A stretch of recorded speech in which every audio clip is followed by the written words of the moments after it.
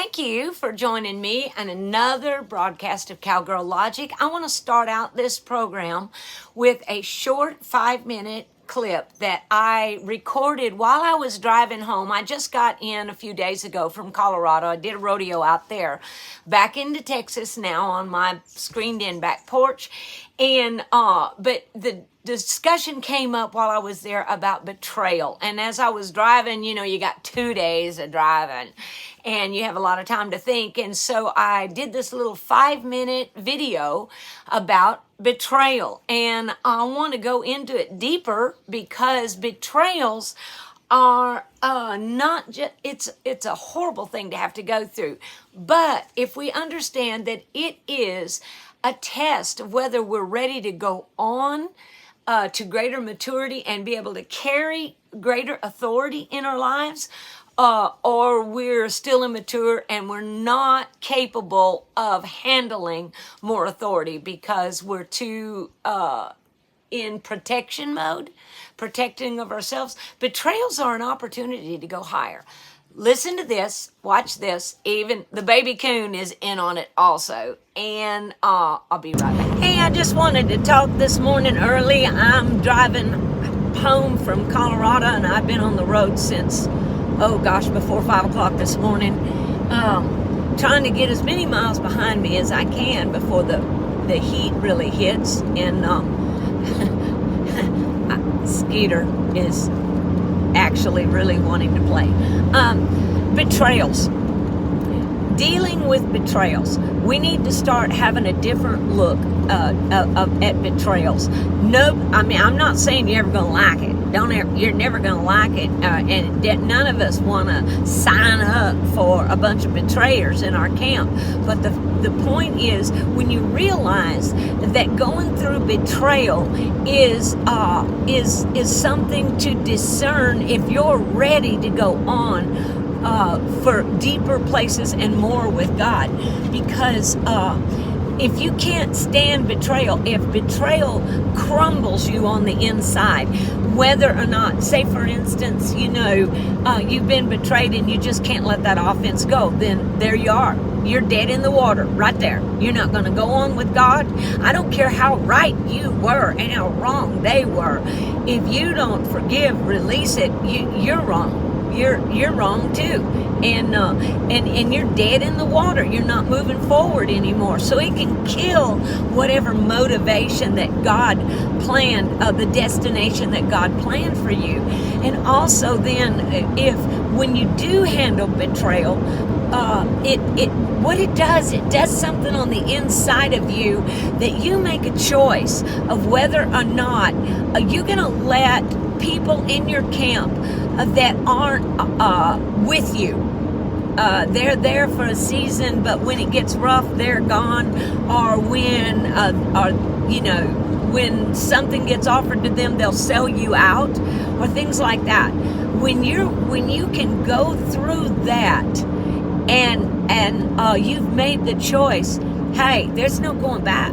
I'm not going to back off or let this destroy me, or I'm not going to stop doing what God has called me to do because I'm so fearful of the pain of betrayal again, that I don't ever want to put myself in that position. But if you go through it and you realize that what I stood for, I might have not done everything right in that situation, but what I stood for was right, and I'm going on with God, I'm learning from it, I'm going on, then what that does is that is putting something, a maturity on the inside of us that allows us to meet opposition and do it even with more grace and more kindness. And not just if you're fighting all the time, then that means the wounds are still there. But if you can handle, you get healed of betrayals, then you go on, and it strengthens you and causes you to have this resolve on the inside of you that no matter if anybody comes with you or don't go with you, they leave you or whatever, you know that God, this is Skeeter, that God has called you for something, and you're going to be true to that calling if you go it alone or if you have people with you. Betrayal is not only a test, I believe it's got the ingredients in it. If we operate according to God's word and his will in that, it has the ingredients to bring maturity and strength on the inside of you, to where you're not so fearful. You don't have to have everybody's applause. You don't have to have your own little fan clubs behind you to do things. Or you're too intimidated if you don't have a crowd of people behind you telling you, cheering you on. And it does something in you when you go through it, and you go through it, and God puts his grace on it. And anything that you lose during a betrayal, God always recovers over and above somehow or another. Just a word this morning: betrayals. Don't look at them so horribly. Look at them as knowing that you're not going to get through life without it. Jesus had a Judas. Do you think you're going to go through life without one? I have a Skeeter. Good morning, everyone. I hope that kept your attention while Skeeter was chewing on me, and it was kind of hard to drive and think and all of that while the coon was playing. But I want to go into this deeper. Betrayals are an opportunity to go higher. And if we understand this, we can know that when we go through a time of betrayal, it is an opportunity to see how well we have matured, and if we're ready to go to the next level, or we're going to have to go around this mountain a few more times. As I said at the end of that, is that you're not going to get through life. You're just not. I don't care how good you are. Jesus had a betrayer in his camp. You're not going to get through life without going through betrayals. Betrayals are often a vehicle that can get you to the next level, but it's never the vehicle that we would choose. For instance, about Joseph. Joseph is a great story about how to handle betrayal accurately. Everything about that betrayal was horrifying. I mean, it was his own brothers and all of that.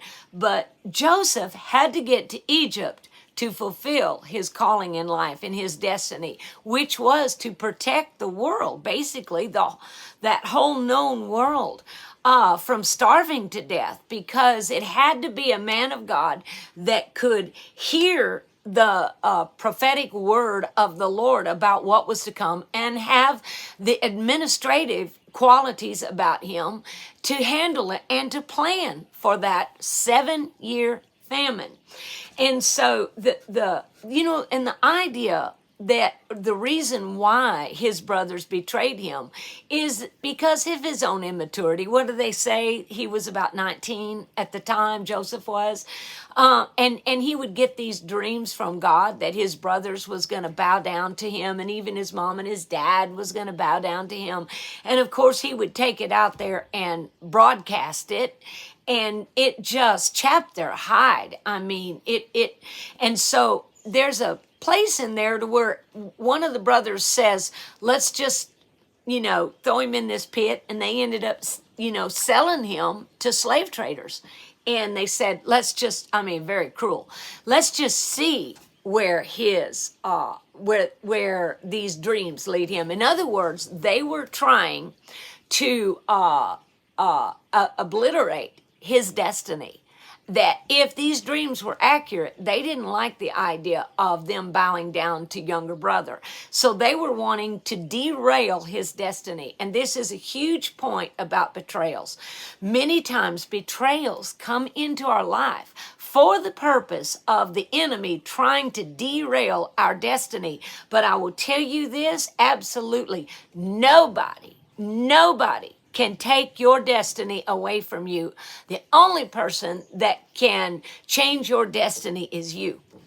The only person that can screw up what God has for you is you. No one else can do it for you. You're protected in that realm. And depending on how you and I respond when we are betrayed, lets us know if we're ready to handle what God is preparing us to handle and drawing us into, or whether we're not capable of doing it just yet. So no one can steal your destiny. Only we can forfeit or abort our own destiny. Our responses in betrayal will move us on to maturity, show that we're ready, we're mature enough to step into the next level, or keep us immature and incapable of carrying the authority that it's going to take to step into our destiny. So a betrayal is that fork in the road that your and my responses literally dictate whether we're ready to go on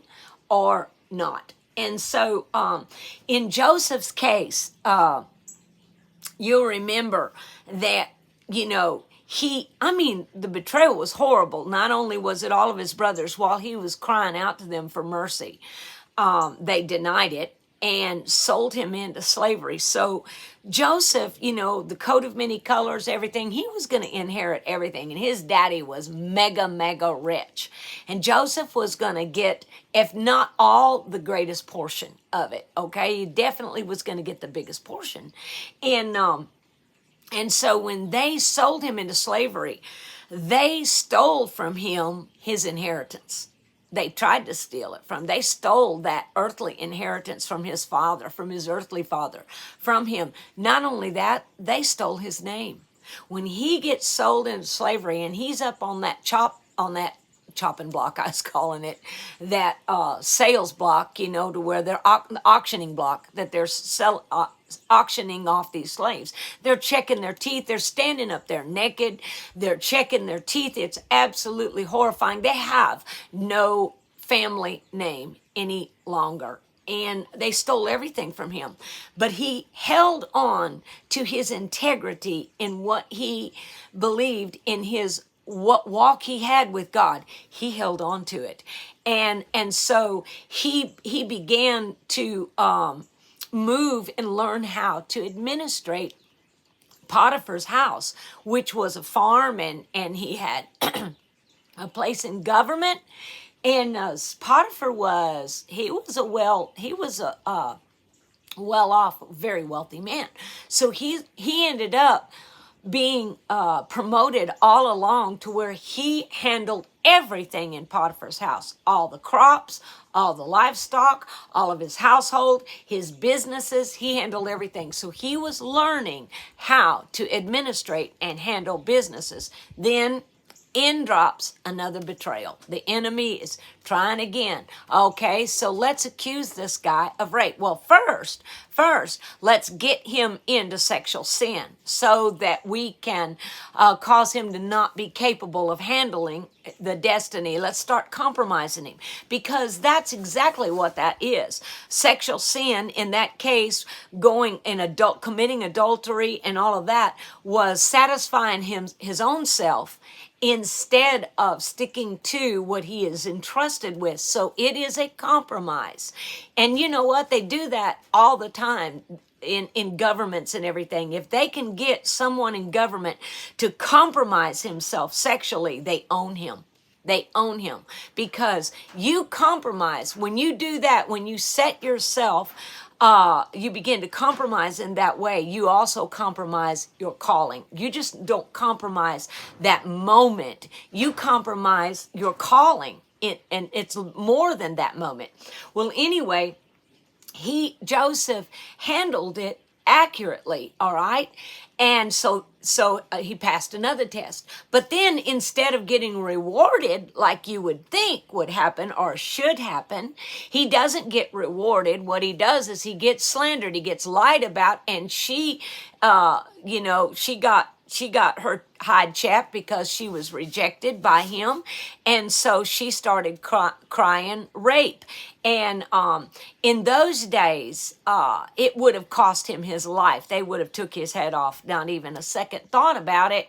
But because Potiphar threw him in prison, it it's literally proof that Potiphar didn't even believe that his wife, but he's got to hold up his family name and his respectability. And so instead of killing Joseph for holding his integrity, he got him thrown into prison. And so, you would think, that would be like, Dad, gum. I'm obeying God, and it just gets worse.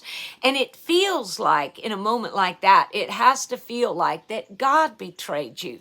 So you're not being betrayed by God, but it has to feel that way. And so God is just wanting to come on. I know that he's probably in the background going, come on, hold true. Don't slander God's character in the midst of what you're going through. And Joseph never did. So he gets thrown in prison, and it just gets lower. And what shows me that is proof to me that Joseph was staying true to his God and not getting bitter was when the butler and the baker came there, and he notices, he's over the prison now. He's running the prison, the lowest of the low. And the butler and the baker are in there, and the man notices that they're depressed and down. I read that part and I got convicted, because I'm like, if I was in his shoes, I ain't going to notice. The butler and the baker are thrown in there. They're in there a day and they're all down in the mully grubs, and I'm going to want to go, suck it up, buddies.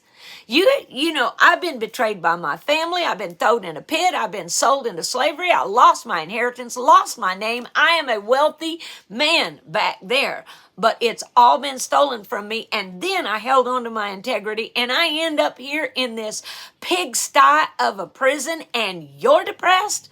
Get over it. That'd be what I would be doing. But he didn't. He said, tell me what's wrong. I'm amazed by this man's character. His character is godly. And so they told him their dreams. And so he interpreted their dreams and did it accurately, told them what was going to happen, and said to the butler, he said, when you're restored, knowing the baker was going to get killed, when the butler is restored, remember me. And then you could call it another betrayal. The butler gets restored and forgets all about it. But I love what someone else said about that. They said, if God would have wanted, if God would have allowed Joseph to come out of prison by just a release from prison, and the what was the account against him to be erased basically off of his record, he would have just been an ex-con on the streets of Egypt.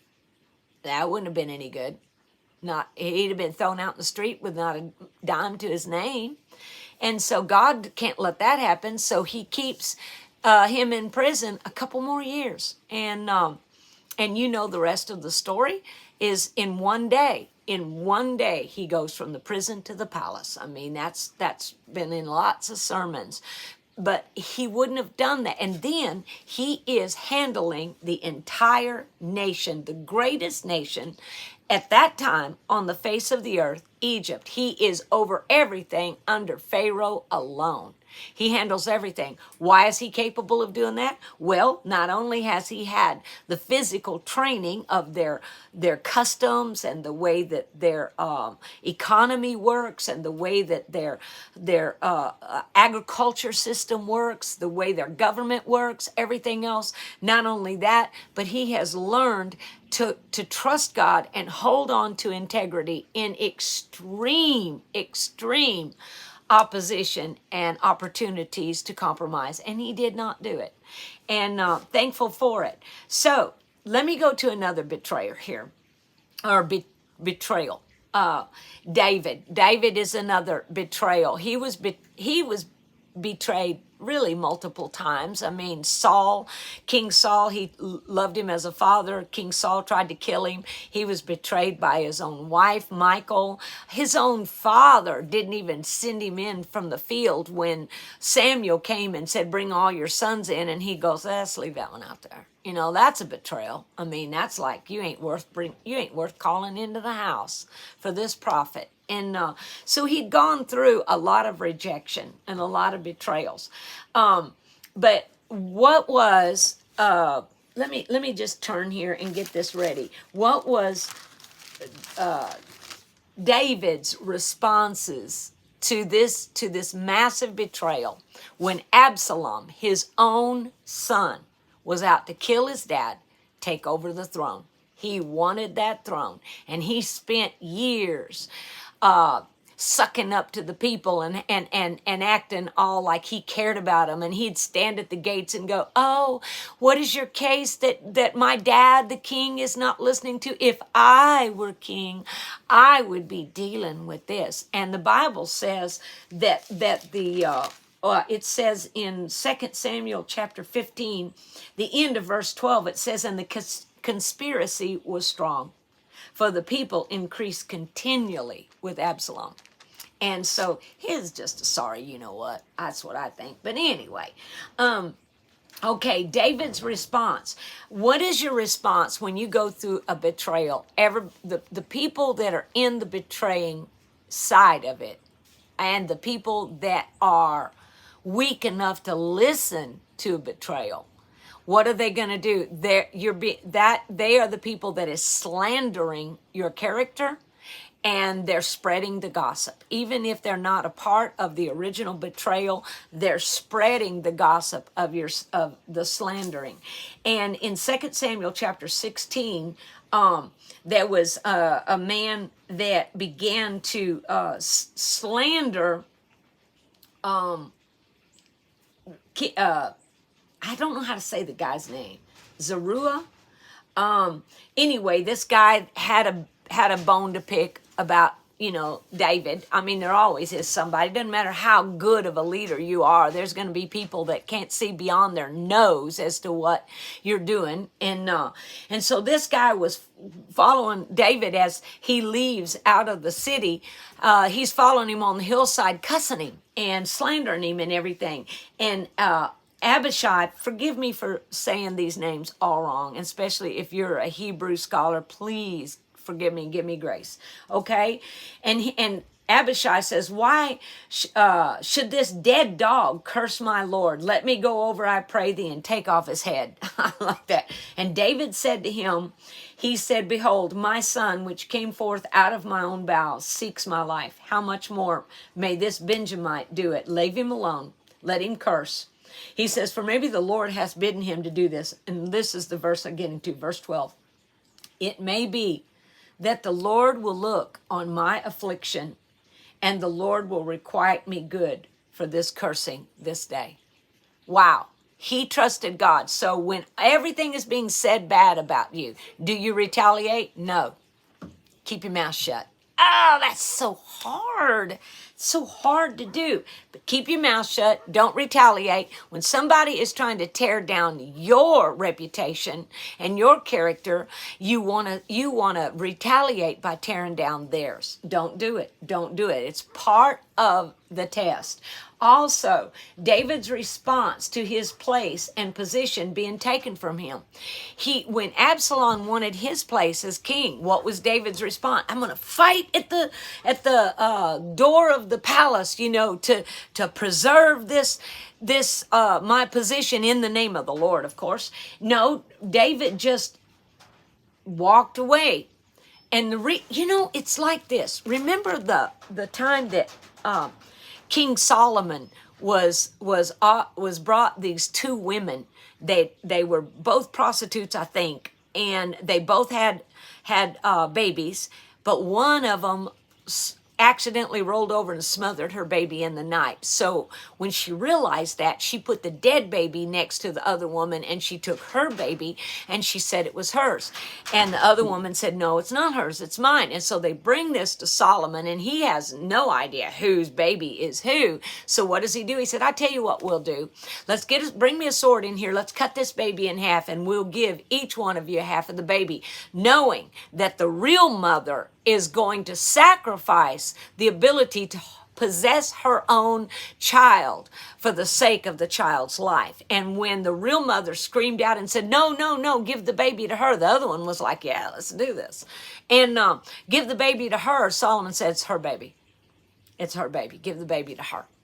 And that, I'm taking longer on this. Maybe I will do this another one on this. But it's a similar type of deal, not near as wow, but it's similar. And I might have talked about this sometime before. I don't remember, but I was given the opportunity. I was given a church service that had been started at Cheyenne Frontier Days in the barns where the contestants keep all their horses. And the pastor, the preacher that started it was smart, because he was always after the cowboys that would not come to a church service. They're too proud. They don't want to come. They don't want to be seen there, see?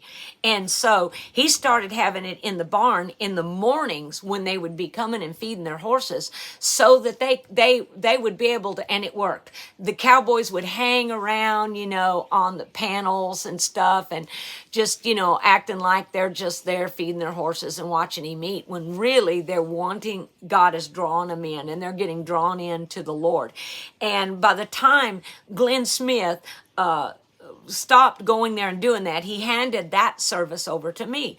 Well, in a little while, it was already growing a lot, and it grew so much that we had to move it out to the rodeo stands. And it just grew so fast. It was like 1,200 people coming to church in the rodeo stands. Well, guess what? These other ministries, they want it now. They didn't want it when you were starting it out with a handful of people in the feed barn. But when it grows to 1,200 people, well, that, now that's worth having. And so they went into the committee, and they had a well-named person that was well-known doing their stuff, and they went to the committee and took it, to take it. And people were saying, fight for this. I mean, go fight for this. You can't let that happen. Go fight for this. And if the right moves had been made up front, it would have been okay to have presented your case. But at that point, it had gone too far. And here you got a bunch of committee men that aren't believers, all right? And you got these church people that they don't even really care if you're there at all anyway. They're just allowing you to do your thing, hoping that you stay out of their way. And now you're going to have these ministries fighting in front of unsaved committee men for who gets to preach this message. And of course, they want to take up an offering and stuff like that. Well, no, there's no way. I never went there. Nope, not going to go there. It was save the baby. It was like the mother of the real mother of the child. Save that baby. I'm not going to destroy the platform that's been given to us by being a bunch of Christians fighting each other over something that got built up, and now it's big and it's got some clout to it. Not only I'm not going to show these committee men that Christians are just as rotten as everybody else. Then what do they want your Jesus for if you're not showing any other kind of character than the unsaved? You're doing the same thing that they're doing, being greedy and clawing your way to the top. Not going to do it. And I'm not going to cause the people in that audience to realize that Christians are fighting over this thing. So what do? You let them take it. I mean, like I said, if there had been moves made earlier, it could have been stopped. But at that point, No, no, that shows now. And yeah, and I lost Cheyenne Frontier Days and have never got to go back. I've done some services for the chuck wagon, the wagon guys, small deals, but never got to go back. Well, you know, didn't God? Isn't He going to pay me back for that? Well, it happens one way or another. But I'm not out to get the payback. I'm out to be honorable and integral to the Lord, and not slander. They can slander you and do whatever they choose to do in the name of their ministry and the Lord. To take something that you built, but I'm not going to slander the name of Jesus by jumping into that fight and fighting over something. If the Lord wants me back at Cheyenne, He'll bring me back to Cheyenne. If not, I don't need to be there. That's the whole deal. This becomes a test. And David, he passed that test in huge attaboys. I mean, huge attaboys. You know, one of the priests, they got the Ark of the Covenant and they were bringing it out with David when he left Jerusalem and he left the palace.